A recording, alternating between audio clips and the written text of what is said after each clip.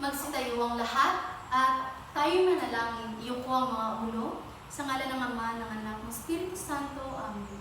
Panginoon, maraming salamat po sa ibinigay ninyong panibagong pagkakataon upang kami ay matuto. Naway, maunawaan namin ang aming mga aralin ngayong araw. Amen. Sa ngalan ng Ama, ng Anak, ng Espiritu Santo. Amen. Magandang umaga mga bata! Magandang umaga at kumusta ka? Masaya kong makita ka. Magandang umaga. Ayan, kay gandang umaga. Bago umupo, ayusin muna ang mga upuan. Mari na kayo umupo. Nasa kanyang upuan na ba ang lahat?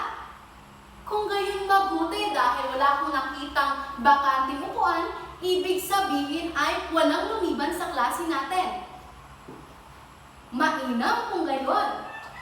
Ngayon naman ay gusto kong tumayo ang lahat at sabayan ako sa pag-ehersisyo upang nang sa gayon ay mainat ang ating mga buto at kasukasuhan sa pamamagitan ng tugtugin.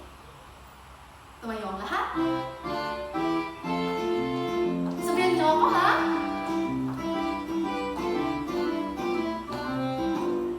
Exercise. Itaas ang kamay. Tuwing umaga, tuwing umaga, Sa kabila naman. tuwing umaga.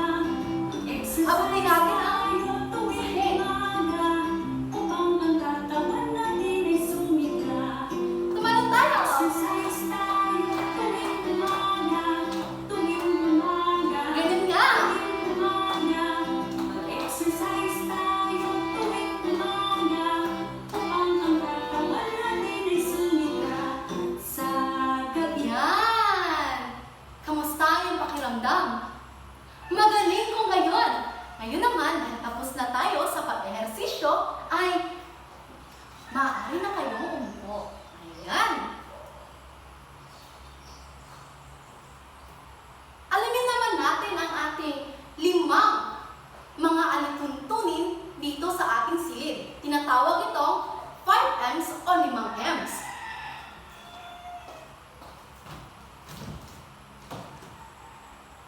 Ayan, narito ang ating 5 alituntunin. Una, magtaas ng kamay kung may nais sabihin. Itaas ang kamay kung may nais sabihin o sagutan o itanong. Pangalawa, manatiling tahimik kapag mayroong nagsasalita. Huwag magsasalita kung hindi naman kinakailangan. Pangatlo, makilahok sa klase. Ugaliin na maging aktibo sa ating gagawin ngayong araw.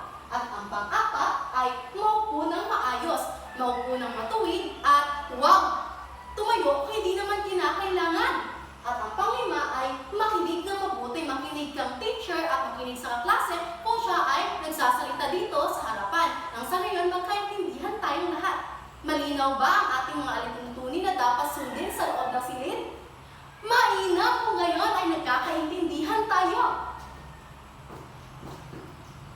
Ngayon naman, sa ating nakaraang diskusyon, sino ba dito ang nakakaalala pa ng ating itinalakay? Oh, Miss Krian, ano ang ating itinalakay ng nakaraan? Tama! Bigyan natin siya ng bongga clap. Paano gawin ang bongga clap? Ganito lang. Magaling, magaling, magaling. Bongga, bongga, bongga. Kayo nga, mahusay! Tama, kaya sagot, no? Ang ating nakaraang itinalakay ay may patungkol sa nababaybay ng wasto ang mga salita gamit ang ating mga aralin. Tama. Ngayon naman, mayroon tayong panibagong aralin o panibagong tatalakayin. Ngunit, bago tayo dumako doon, magkakaroon muna tayo o ipapakilala ko muna sa inyo kung ano ang mga layunin na inaasahan natin. Inaasahan na kayo ay una, nakatutukoy ng mga salitang pamalit sa ngalan ng tao na mayroon lamang 1 o 2 pagkakamali. Pangalawa, nakikilala ang pagkakaiba sa paggamit ng mga salitang pamalit ng may kahusayan at ang panghuli ay nakapagtatanghal gamit ang mga salitang pamalit sa ngalan ng tao ng may mataas na antas ng kasanayan. Ayan.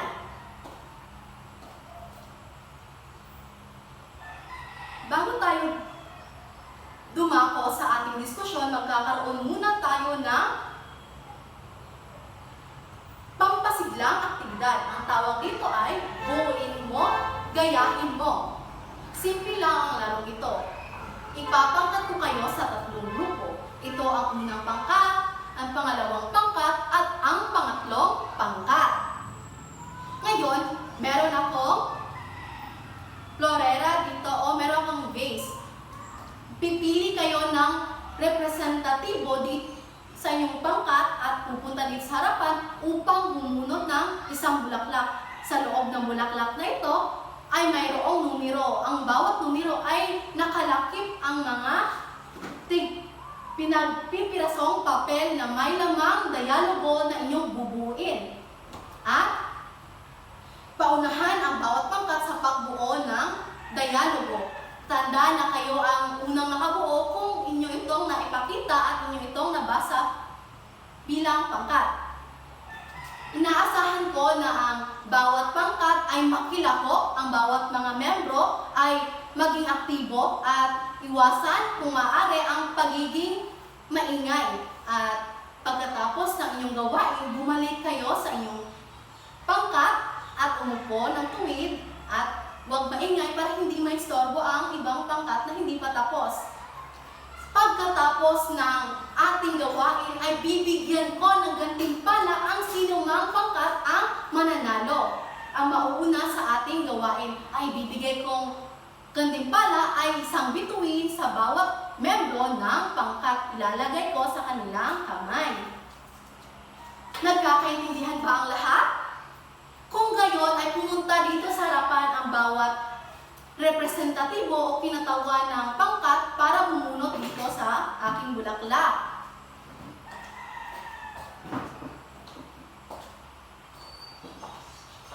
Ayan, nakabunot na ang lahat. Sino ba dito ang nakabunot ng unang numero? Ang grupo pangkat una. Sa pangalawang numero, ang pangkat 3. Sa pangatlong numero ay ang pangkat 2. Bago nyo buksan ay sabay-sabay at huwag nyo bubuksan kung hindi ko sinasabi. Ayan. Ngayon, buksan nyo na ang kahon. Magaling ang nakabuo ay ang pangkat una. Mahusay ang pangkat 3 naman ang pangalawa. Magaling pangkat 2, sila ang huling nakabuo. Ngayon, tignan natin ang inyong nabuo. Ito ang mga nabuo nyong dialogo na sa pamamagitan ng iyong pagkakaisa. Una, ang pangkat una ay nakabuo ng ako ay isang Pilipino.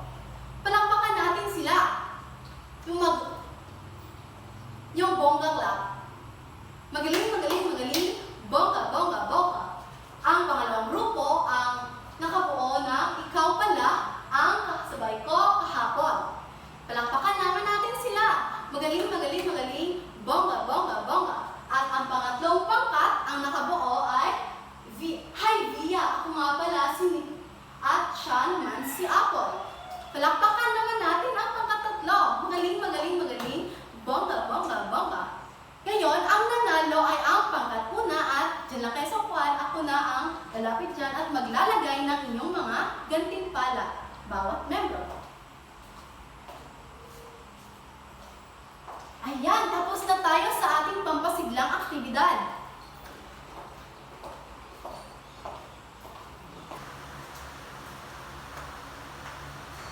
Patungkol saan ba ang ginawa nating aktibidad?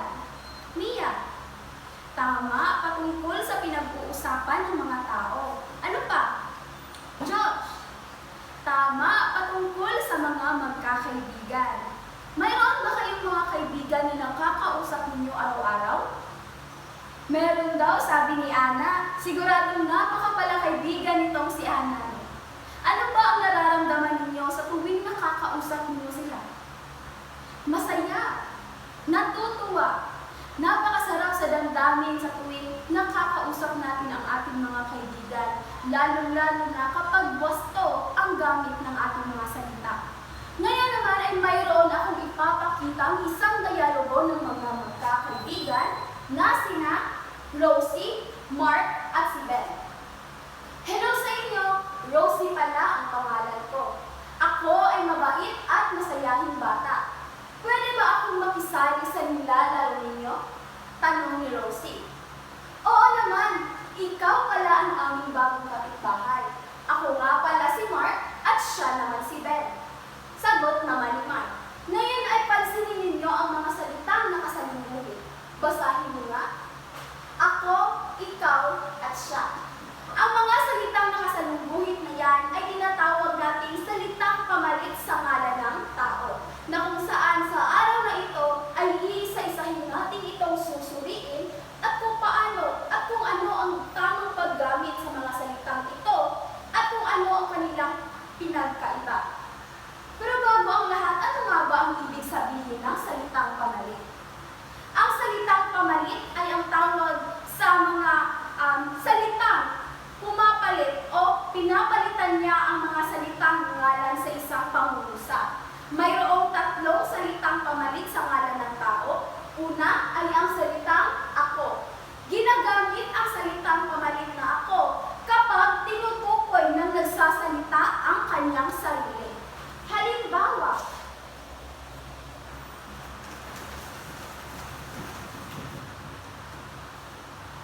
pasado ako sa pagsusulit.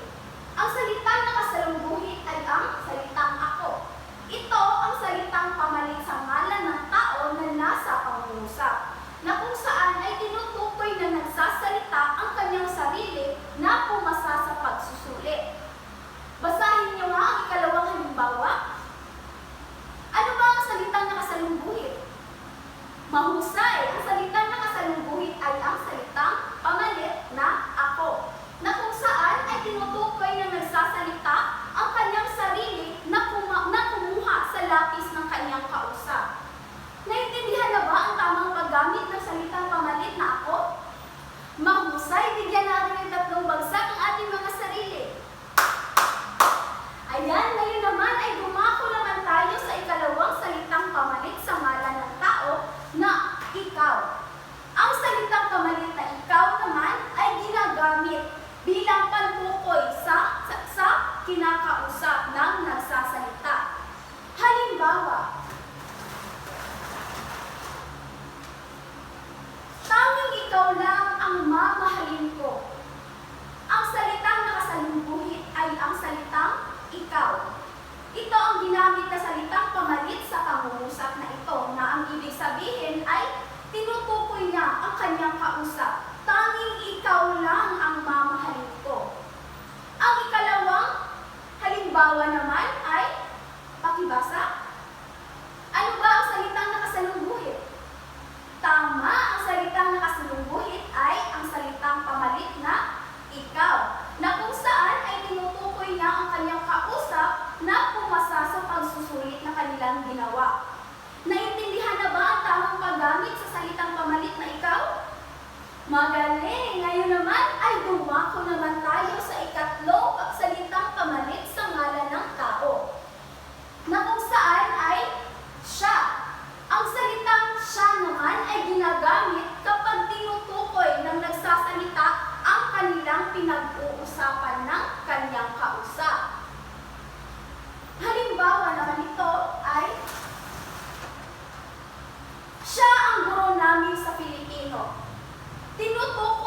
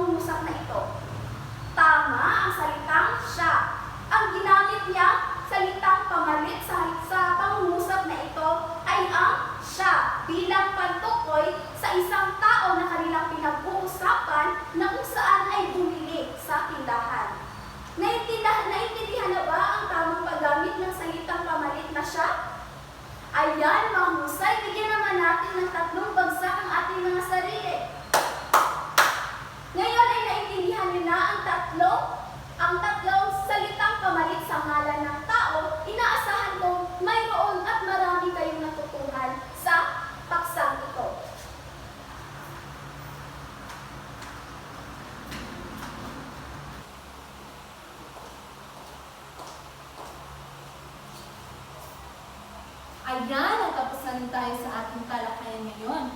Panigurado akong marami na kayong mga natutuhan. At ngayon ay magkakaroon tayo ng isang pagtatanghal. Hahatiin ko kayo sa 3 grupo. Dito ang unang grupo, pangalawang grupo, at ang pangatlong grupo.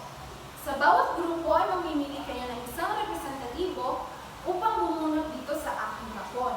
At sa loob ng kahon na ito ay may mga Mickey Mouse. At kung sino man ang makabunot sa unang numero ay siyang unang magtatanghal. At sa likod ng Mickey Mouse na ito ay may nakapaloob ng mga jumbled letters na inyong bubuuhin. Gagawan nyo ito ng isang pangungusap at kilos na inyong itatanghal dito sa harapan. At tandaan, manatili lamang kayo sa inyong mga grupo at makilahok. Iwasan din ang pag-sobrang ingay dahil babawasan ko ng 2 puntos kung sino ang pinakamaingay na grupo. Kaya naman narito ang ating pamantayan o rubric sa ating gaganaping pagtatanghal. Una, nilalaman 10 puntos. Pangalawa, kilos galaw 5 puntos.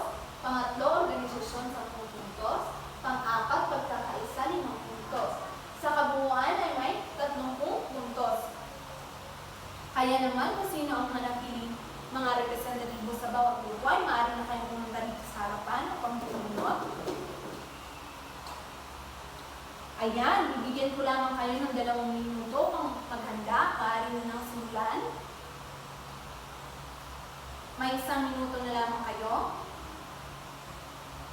Ayan, tapos na ang tinakdang minuto. Kaya naman, maaari natin simulan ang pagtatanghal. Sino nga ba ang nakabunot sa unang numero? Ang pangalawang pangkat. Kaya naman, maaari na kayong pumunta sa harapan at magtanghal na.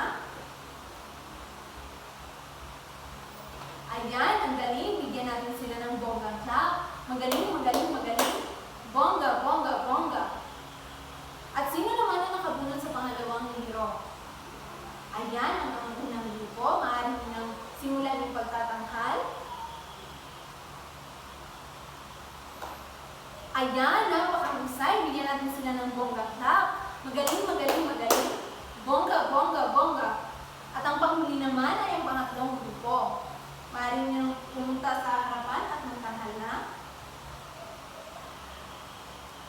Ayan! Talagang naiintindihan nyo talaga. Bigyan natin sila ng bonggang clap. Magaling, magaling, magaling. Bongga, bongga, bongga. Kaya naman, babasahin ko na ang mga nakuha yung mga puntos. Ang unang grupo ay nakakuha ng 27 puntos. Ang pangalawang grupo ay nakakuha ng 28 puntos. At ang pangatlong grupo naman ay nakakuha ng 30 puntos. Kaya naman, bigyan niyo ang inyong mga sarili ng 3 bagsak. Talagang napakahalaga ng mga salitang pamalit sa ngalan ng tao dahil malalaman natin kung ano nga ba ang tinutukoy o ang paggamit ng ako, ikaw, at siya. At nagagamit rin natin ito sa pang-araw-araw na pakikipag-usap. Kaya naman, malinaw ba sa inyo? Kung malinaw na, ano nga ba ang ginagamit kung ang pagtukoy na salita pamalit sa ngalan ng tao ay tinutukoy ng iyong kausap? Tama, ikaw. Ano naman kung ang tinutukoy na salitang pamalit sa ngalan ng tao ay iyong sarili?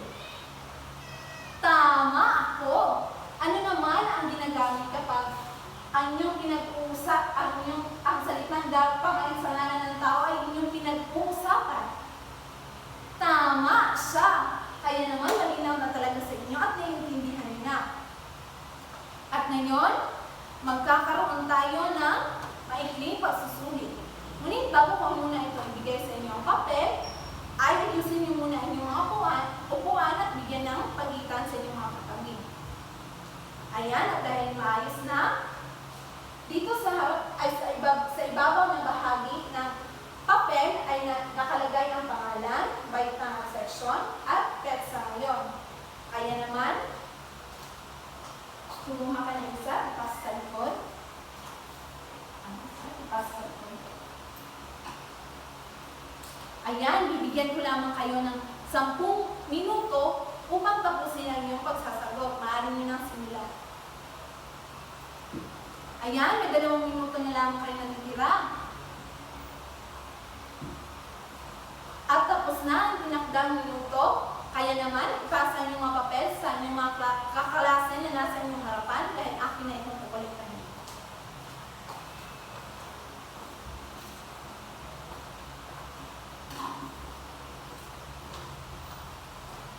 Ayan, wala na bang natitirang papel dyan? Kung ngayon, kung wala na, ay kumuha kayo ng isang buong papel at isulat nyo ito ang inyong takdang aralin.